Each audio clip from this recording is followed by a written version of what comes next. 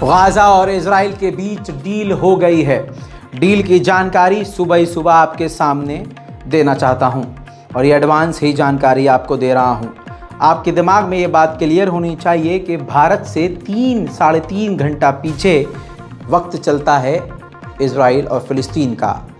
यानी मान के चलिए जो वक्त अभी आप देख रहे हैं आपकी घड़ी में हो रहा है, उससे 3.5 घंटा पीछे हो जाइए, वो समय फ़िलिस्तीन में चल रहा होगा। लिहाजा इस खबर को ध्यान से सुन लीजिए। इजराइल और गाज़ा के बीच जो अहम डील हुई है उसके मुताबिक, हालांकि सबसे पहले ये जानकारी देने वाला मैं था, आपको सबसे पहले मैं बता चुका था कि जुमेरात को ये डील कैंसिल कर दी गई है, कि जुमेरात को नहीं है, फ्राइडे को ये डील है। लिहाजा जुमे के दिन से आज डील शुरू हो रही है। सुबह 7 बजे से सीज़ फायर हो गया है। यहाँ आज सुबह 7 बजे से सीज़ फायर हो गया है और ये सिर्फ 4 दिन का सीज़ फायर है।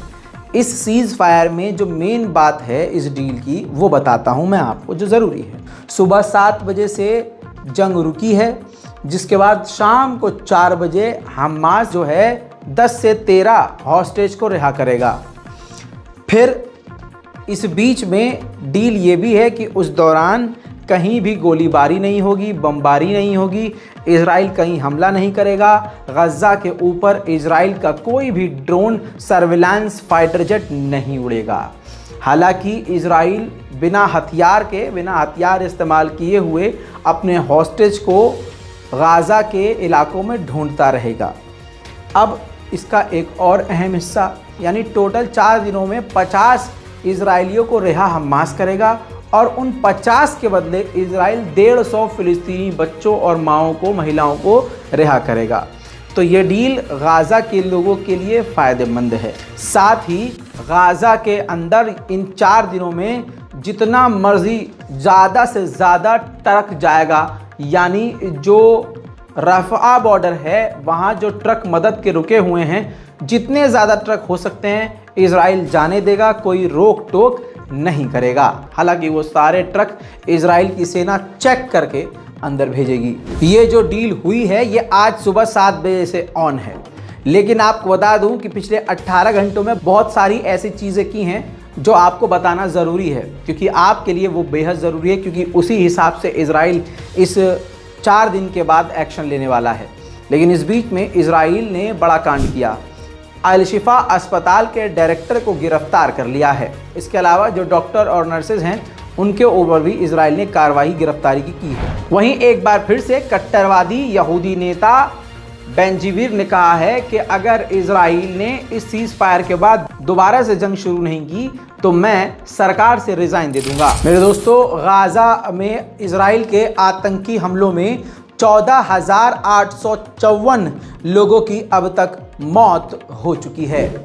वहीं इजराइल की सेना ने ऐलान कर दिया है और क्लियर कर दिया है कि इस सीज़ फायर के बाद जो 4 दिन के लिए है, उसके बाद जंग हम दोबारा शुरू करेंगे।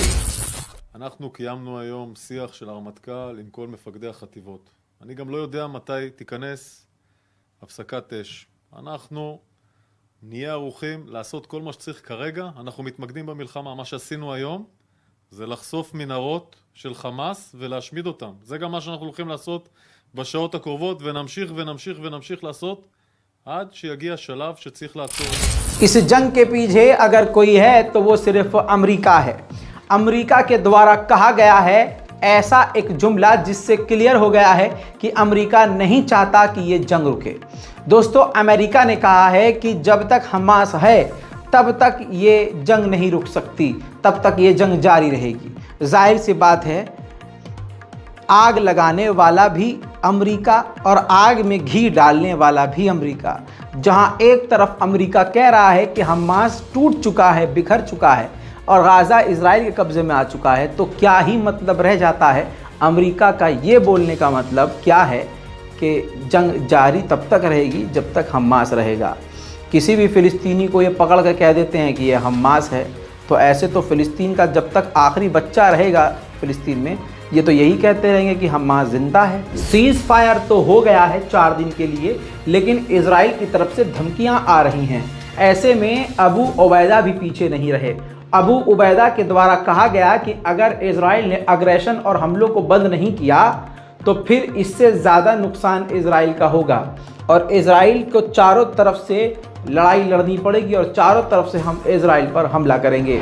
गजा की हेल्थ मिनिस्ट्री के द्वारा जानकारी ये है कि 36,000 फिलिस्तीनी घायल हैं, जिनमें 75% सिर्फ बच्चे हैं और महिलाएं हैं। वहीं इजराइल के डिफेंस मिनिस्टर ने तो क्लियर कह दिया है कि छोटे से सीज फायर के बाद अब जब जंग शुरू होगी तो 2 से 3 महीने तक लगातार जंग होती रहेगी। इस जंग में गाजा के कत्लेआम में गाजा की 80 यानी 80 फैमिलीज ऐसी हैं जो पूरी तरह से मिट गई हैं, यानी उस फैमिली में उन 80 फैमिलियों में एक बच्चा भी नहीं बचा है। वहीं स्पेन के प्रधानमंत्री इजराइल पहुंचे और इजराइल की सरजमीन पे खड़े होकर उन्होंने कहा कि ये जो हज़ारों की तादाद में बच्चे मारे गए हैं, सिविलियंस मारे गए हैं, ये जो नंबर हम देख रहे हैं ये सरासर अनएक्सेप्टेबल है, बर्दाश्त नहीं किया जा सकता।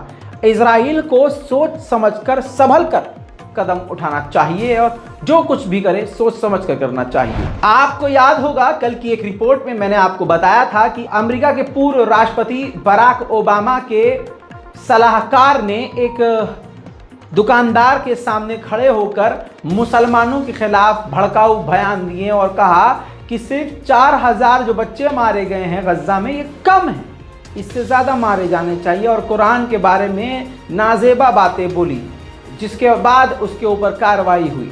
अब आपको बता दूं कि कार्रवाई क्या हुई है। अमेरिका में बराक ओबामा के सलाहकार को अब गिरफ्तार कर लिया गया है। जेल से बाहर आना उनके लिए काफ़ी अब मुश्किल हो चुका है। दोस्तों फिलहाल इस रिपोर्ट में इतना ही।